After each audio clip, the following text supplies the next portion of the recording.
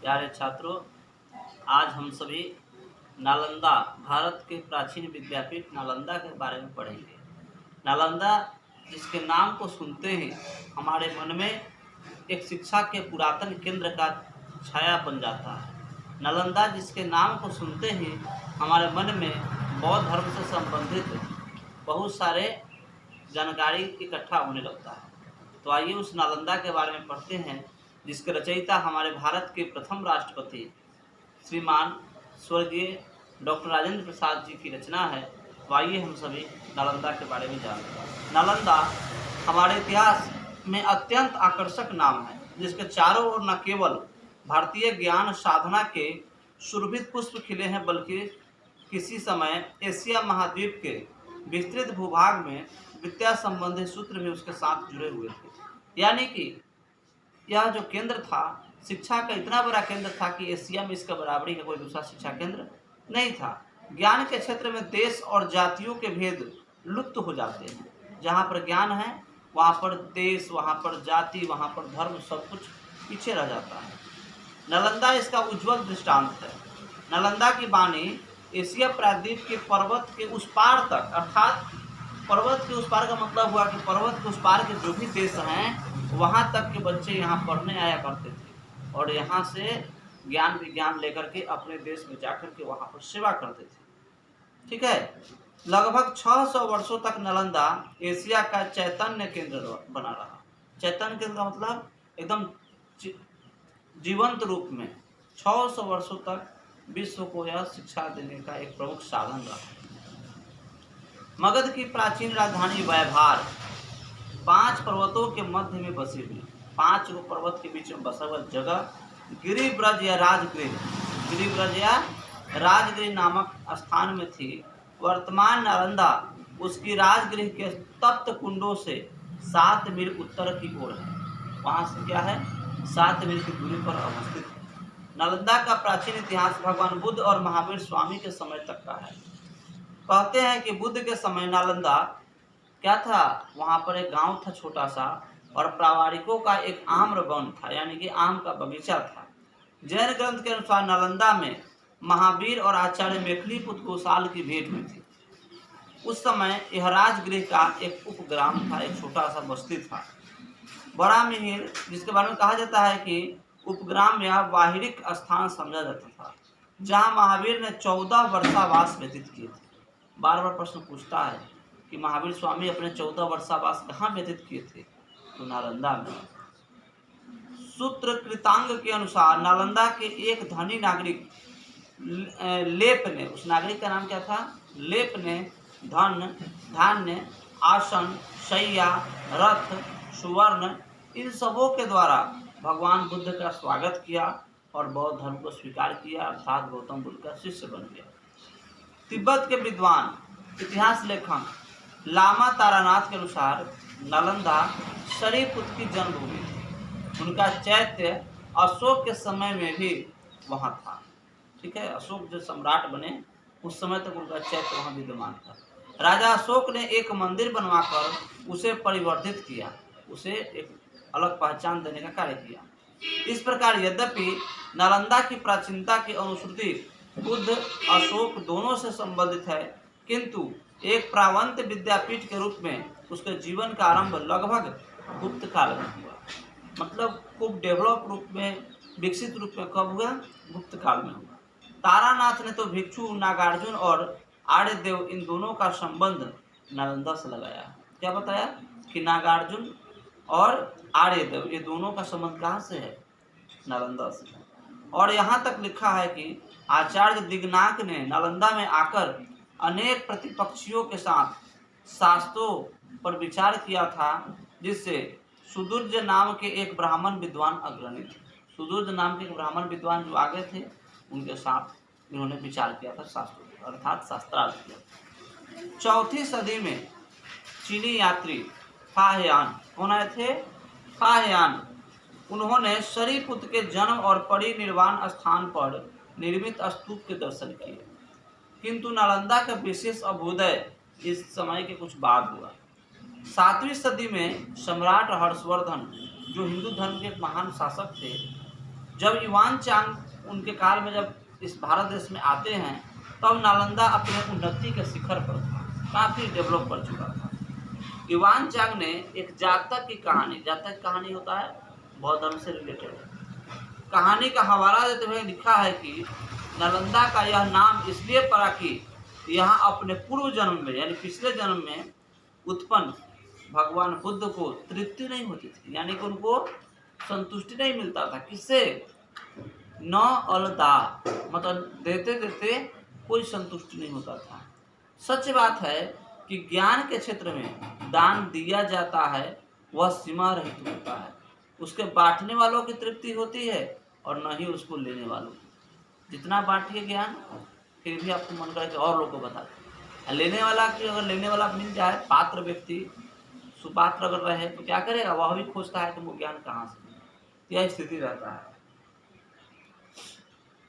नालंदा विश्वविद्यालय का जन्म जनता के उदार दान से हुआ। ऐसा नहीं कोई सरकार बना दिया, कोई राजा बना दिया, नहीं, उदार दान से लोगों ने खूब डोनेट किया, खूब दान किया, इससे इसका उदय हुआ।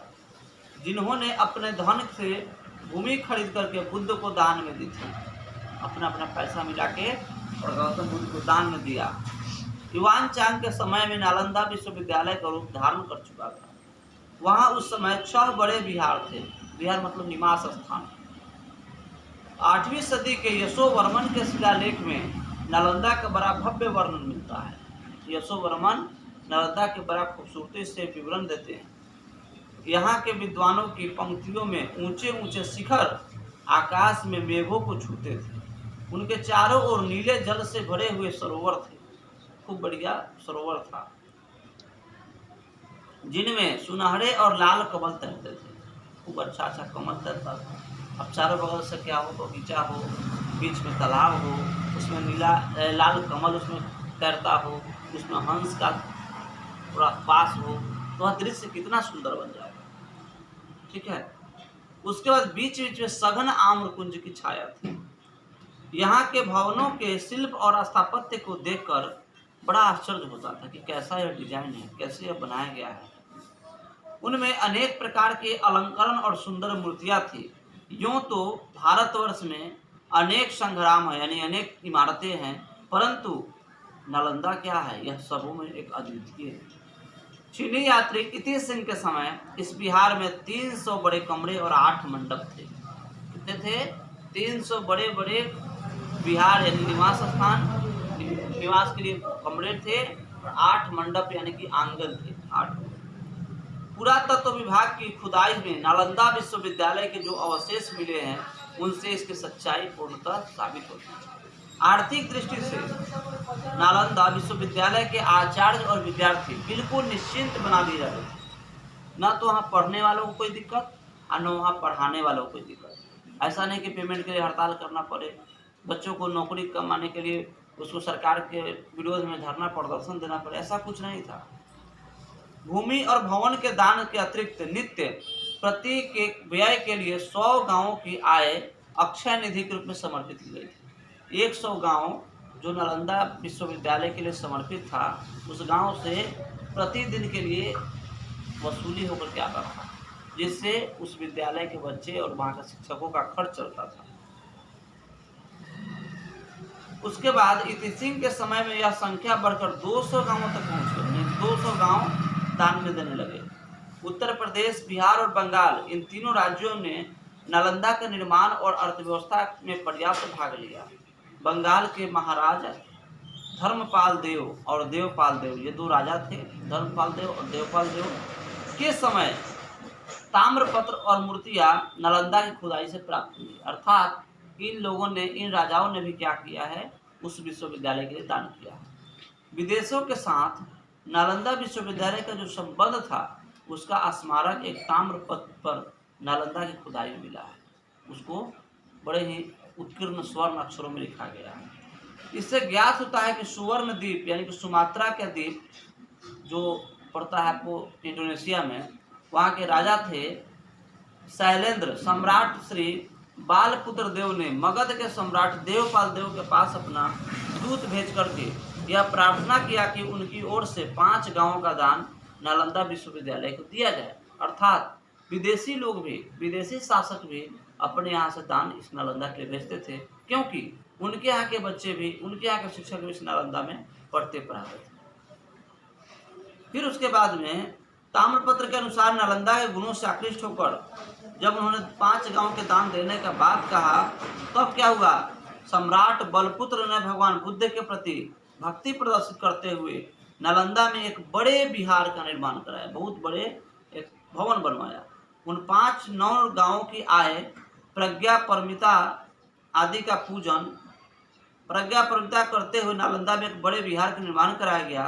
उन 5 गांवों की आय प्रज्ञा परमिता आदि का पूजन, चतुर्दिश अर्थात अंतर्राष्ट्रीय आय, भिक्षु संघ के चीवर, भोजन, चिकित्सा, शयनयान आदि का पूजन, चतुर्दिश अर्थात अंतर्राष्ट्रीय आय इत्यादि के लिए, धार्मिक ग्रंथों की प्रतिलिपि के लिए, भवनों के टूट फूट के लिए वह रिजर्व रखा जाएगा। मतलब कि जो धर्म का प्रचार होगा, बौद्ध धर्म का, वहाँ भवन का टूट फूट होगा, विदेशी लोग आएंगे जाएंगे, तो इन सभी चीज़ के खर्च के लिए नालंदा विश्वविद्यालय में जो विदेशी यात्री सुमात्रा के जो राजा थे शैलेंद्र, उनके आय को वहाँ पर रखा जाने लगा। ठीक है, यह तो संयोग से बचा हुआ एक उदाहरण है जो विदेशों में फैली हुई नालंदा की अमिट छाप हमारे बीच रखती है। लेकिन नालंदा महाविहारीय आर्य भिक्षु संघ की धाक समस्त एशिया भूखंड में थी। इस संघ की बहुत सी मिट्टी की मुद्राएं नालंदा में प्राप्त हुई है। नालंदा का शिक्षा क्रम बड़ी व्यवहारिक बुद्धि से तैयार किया गया था। इतना अच्छा उसका सिलेबस था कि क्या कहा जाए। उससे पढ़कर के विद्यार्थी दैनिक जीवन में अधिकाधिक सफलता प्राप्त करते थे। कैसे, सो देखिए, मूल रूप से वहाँ के बच्चे को 5 विषयों की शिक्षा दी जाती थी। कौन कौन, शब्द विद्या या व्याकरण की शिक्षा, भाषा का सम्यक ज्ञान अर्थात शब्द विद्या अर्थात व्याकरण की शिक्षा दी जाती थी, ताकि बच्चे पढ़ करके भाषा का सम्यक ज्ञान प्राप्त कर सकें। हेतु विद्या अर्थात तर्क शास्त्र, जिसका उद्देश्य था कि कोई भी समस्या है, कोई भी बातचीत हो, तो उस समस्या को बच्चे क्या करें, उसको अपने कसौटी पर तौल सके। और क्या था, उसके बाद था विद्यार्थी अपनी कसौटी पर चिकित्सा विद्या, जिसे सीखकर छात्र स्वयं भी स्वस्थ रहे, परिवार को भी स्वस्थ रखे और समाज को भी स्वस्थता दे सके। और उसके साथ साथ में वहाँ पर एक न एक शिल्प सीखना अनिवार्य था, कोई ना कोई एक आपको शिल्प सीखना है। उसके साथ साथ आपको आर्थिक जीवन में स्वतंत्रता मिल सके, और इन चारों के अतिरिक्त अपने रुचि के अनुसार आप धर्म और दर्शन का भी अध्ययन कर सकते थे। आचार्य शिलभद्र योग शास्त्र के उस समय के सबसे बड़े विद्वान माने जाते थे। उनमें सबसे पहले धर्मपाल इस संस्था के प्रसिद्ध कुलपति थे, याद रखना है। शिलभद्र, ज्ञानचंद्र, प्रभामित्र, स्थिरमती, गुणमती आदि अन्य आचार्य युवान चांग के समकालीन थे। ये सब लोग क्या थे, युवान चांग के समय के माने जाते थे। जिस समय युवान चांग अपने देश चीन लौट गए, उस समय भी अपने भारतीय मित्रों के साथ उनका वैसा ही घनिष्ठ संबंध था, क्योंकि यहाँ पर रहने के कारण सब लोग से बिल्कुल वह घुल मिल गए थे। जब युवान चांग नालंदा से विदा होने लगे, तब आचार्य शिलभद्र एवं अन्य भिक्षुओं ने उन्हें यहाँ से नहीं जाने के लिए कहा, उनको रोकने के लिए कहा। परंतु युवान चांग ने उत्तर में कहा कि यह देश बुद्ध की जन्मभूमि है, बुद्ध की तपः स्थली है, इसके प्रति आकर्षण न होना, आसक्ति न होना, ऐसा हो ही नहीं सकता है।